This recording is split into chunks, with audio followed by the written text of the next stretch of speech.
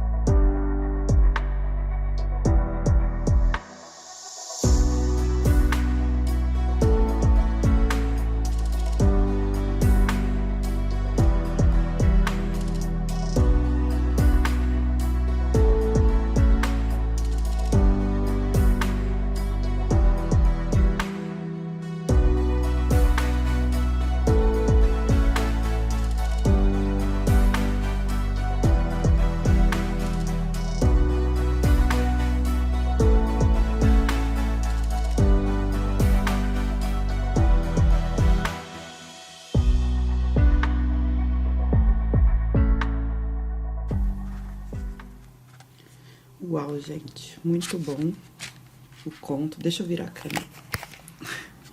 Pronto. A casa tá bagunçada, tá? Não reparem. O vlog é assim mesmo. Bom, esse conto do livro Erva Brava é bem curtinho, tem 6 páginas de duração. E a autora, ela faz o tempo todo um jogo de opostos, luz e sombra, personagens sem rosto, que ela chama de espectros, mas ao mesmo tempo pessoas que têm uma história por trás, que ela sugere a história desses personagens. São pessoas isoladas da vila onde eles moram, da cidade, mas todo mundo sabe quem são. E aí dá para entender o título do conto, que é Ternura e Crack, como se fosse uma antítese, né? Algo bom, algo carinhoso, e o crack, que é extremamente violento e agressivo. Achei muito interessante que ela coloca esses marginais da sociedade, esses marginalizados, à margem de um rio. Então eles são literalmente e metaforicamente marginalizados. Num determinado momento ela descreve a cidade em que eles vivem, né, como sendo 2 cidades em uma. Por um lado é uma cidade que parece uma novela antiga, com ruas bem retinhas, tudo muito bem iluminado, pessoas de bem, entre aspas. E a outra cidade parece um filme de terror, que é esse lado dos espectros, dos usuários de crack. Então, para mim, é um conto sobre humanização e desumanização, esses 2 opostos. Fala sobre frustrações, sobre vida, sobre morte e sobre violência.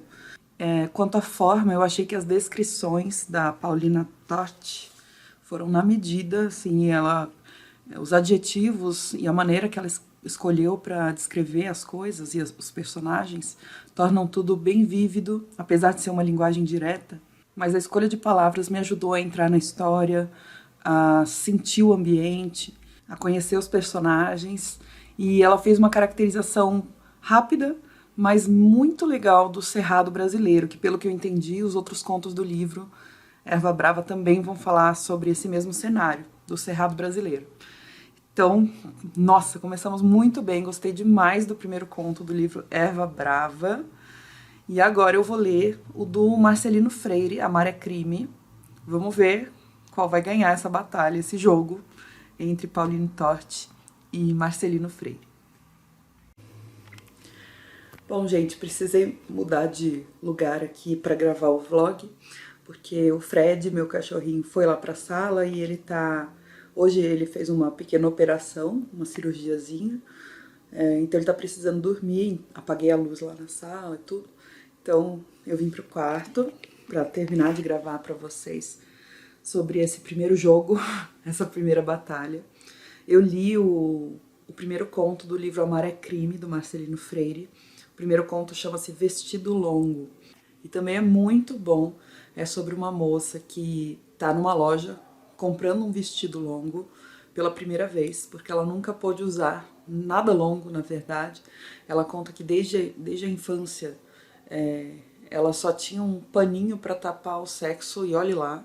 Então sempre viveu na miséria e vestindo pouca roupa. E aí essas duas coisas juntas, a pobreza e a nudez inocente, acabaram se juntando para gerar uma série de violências sexuais que ela sofreu. Mas eu gostei da abordagem que o Marcelino Freire fez, porque ele não mostra cenas de violência graficamente, ele não descreve exatamente. Ele deixa muito claro que muita coisa aconteceu, mas não cena a cena, sabe? Não é aquela cena detalhada em que você fica imaginando a dor e tudo que estava acontecendo. Porque a narradora, ela tá contando como se fosse para a vendedora da loja de vestido as circunstâncias que a levaram a comprar esse vestido longo. Então, as circunstâncias que levaram ela para esse momento presente. E é um conto forte nesse sentido, porque fala sobre um Brasil profundo e vergonhoso também, que é o do turismo sexual, da exploração de mulheres que não tem alternativa. E quanto ao texto, também é um conto bem curtinho, assim como o do livro Erva Brava, mas que musicalidade. Marcelino é mestre no som das palavras, tem uma oralidade muito forte também, inclusive nas marcas de termos que ele usa, mas você ler em voz alta é muito legal a experiência, porque tem algumas rimas embutidas no texto, então é extremamente musical, vale a pena ler em voz alta. E aí, como é que vai ficar Ai, gente, desculpa os ângulos aqui da câmera, no vlog eu não presto muita atenção nisso, tá? Mas vamos então ao resultado dessa primeira batalha, que foi Erva Brava contra... eu desliguei aqui o Kindle, mas contra Amar é Crime, do Marcelino Freire. Jogo difícil, com muitos gols, que bom, porque significa que teve muitos pontos positivos nos dois contos. E... dá um pouco de dúvida, mas eu acho que eu vou declarar a vitória do que me impactou mais na leitura, que foi o primeiro conto do livro Erva Brava. Mas a suavidade entre muitas aspas, com que o Marcelino Freire conseguiu tratar um tema tão pesado, tão difícil, me impressionou, achei admirável. Eu quero ler o livro inteiro do Marcelino Freire. Pelo que eu vi, é um livro curto, no Kindle ele mostra lá a porcentagem, né? Já cheguei em quase 10% lendo só o primeiro conto, que é bem curto. Então, imagino que deva ser um livro rápido. Mas eu achei muito legal que nessa batalha, os dois contos, os dois livros têm coisas em comum. Ambos falam sobre o Brasil, se passam no Brasil e focam em populações extremamente invisibilizadas e vulneráveis. Falam sobre violência. Ambos conseguiram falar sobre esses temas trazendo alguma beleza para isso. Uma beleza no sentido de um olhar humano para essas coisas. E são contos curtos, então eu gostei muito dessa primeira batalha, desse primeiro jogo. Vencedora é a Pauline Torte e ela continua para as semifinais. Outro dia eu volto para gravar a próxima batalha e vocês já vão ver em seguida aí o que aconteceu.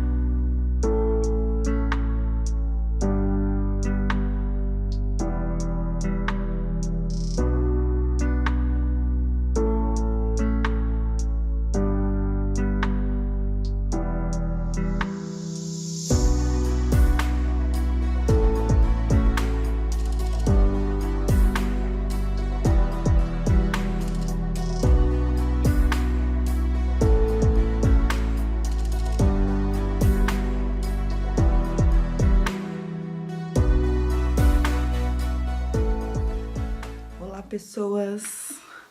Olha quem tá ali. Oi, Bradinho. Me acompanhando nas leituras. Acho que ele levou um susto com alguma coisa e foi pra porta. Mas eu vim comentar com vocês o que eu achei do conto da Clarice Lispector, que eu li, é do livro Laços de Família, e o nome do conto é Devaneio e Embriaguez de uma Rapariga. Ele tem 10 páginas, é bem curto, o que não significa que ele seja fácil ou simples, né? Clarice nunca é simples.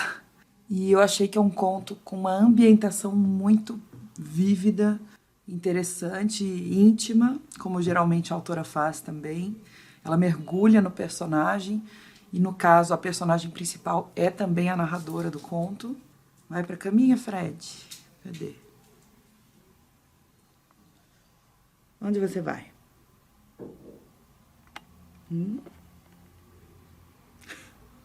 Tá decidindo ainda. Então, só para dar um exemplo dessa ambientação vívida que eu achei... Ah, lá vai o cão.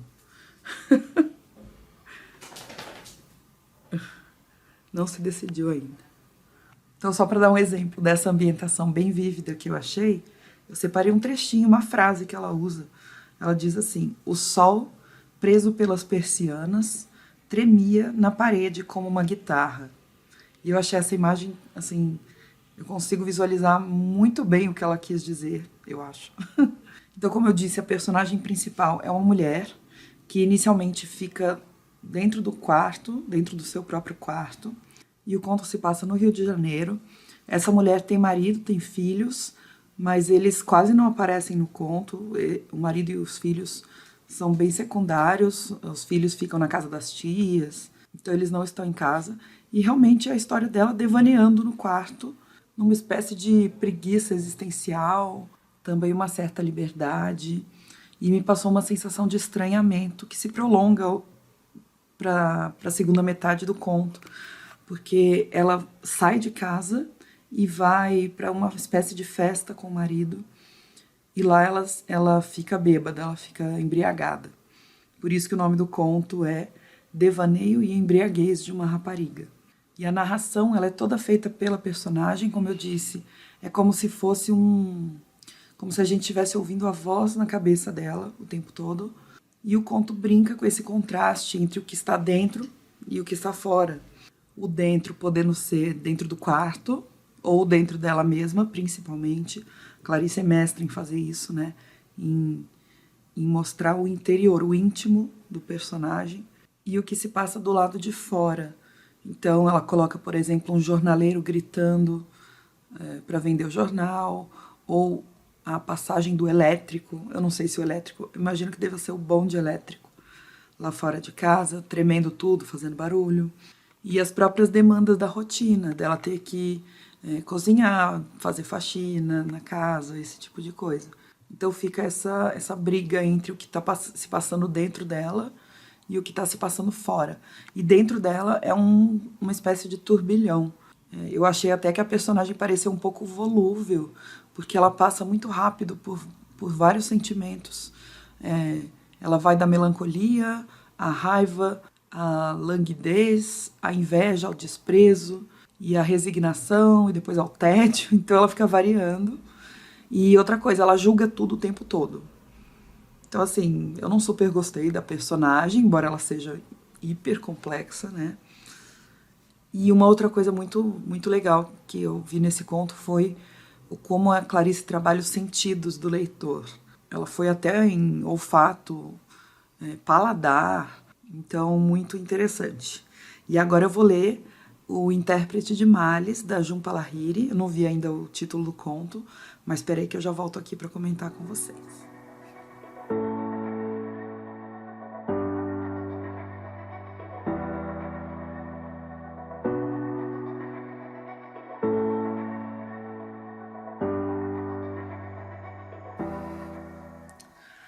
Bom, gente, terminei aqui o conto da Jhumpa Lahiri. Foi um pouquinho mais demorado do que eu esperava.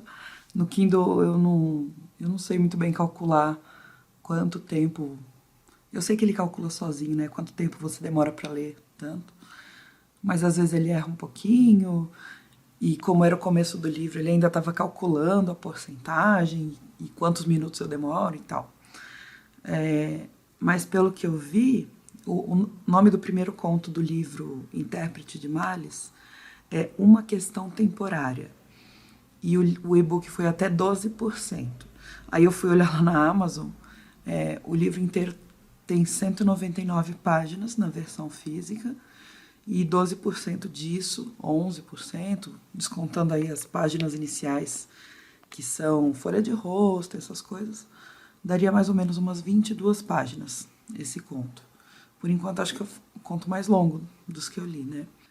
Bom, enfim, a Jhumpa Lahiri é uma autora britânica que tem raízes indianas, se eu não me engano, os pais dela são indianos.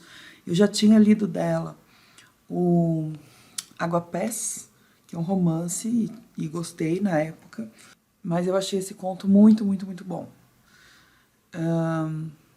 É a história de um casal, ela se chama Shobha e ele Shukumar, e ela trabalha fora e ele trabalha em casa, ele é um estudante de pós-graduação, então ele fica escrevendo a tese dele, e eles recebem um aviso de que ficarão sem energia elétrica 1 hora por dia durante 5 dias. É sempre tipo 8 horas da noite.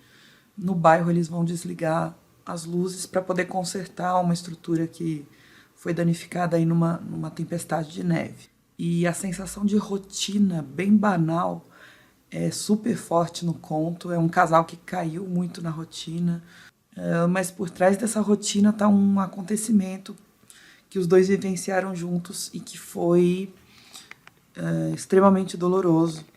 E esse acontecimento os acompanha o tempo todo e afeta diretamente o casamento deles. E eles evitam falar sobre isso. É aquele elefante no meio da sala e que todo mundo finge que não vê, sabe? E aí a gente percebe que eles estão juntos, mas eles vivem separadamente.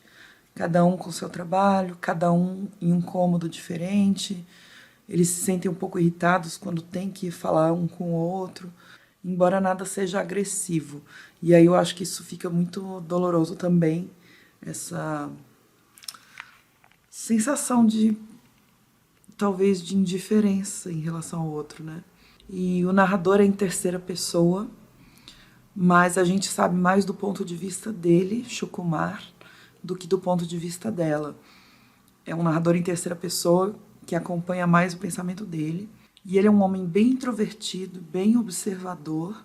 A gente conhece ela, Shobha, pelos detalhes do que ele narra, do que ele observa dela. E aí a gente consegue perceber que ela é uma mulher muito prática, independente, ousada, ela é metódica. E ele fica o tempo todo comparando o relacionamento deles no presente e o que era esse relacionamento no passado. E na visão dele era muito melhor, era muito mais empolgante, era muito mais vívido, assim. Eles faziam muitas coisas juntos, com muito mais vontade, com muito mais vitalidade do que agora. Mas o acontecimento-chave é esse de faltar energia.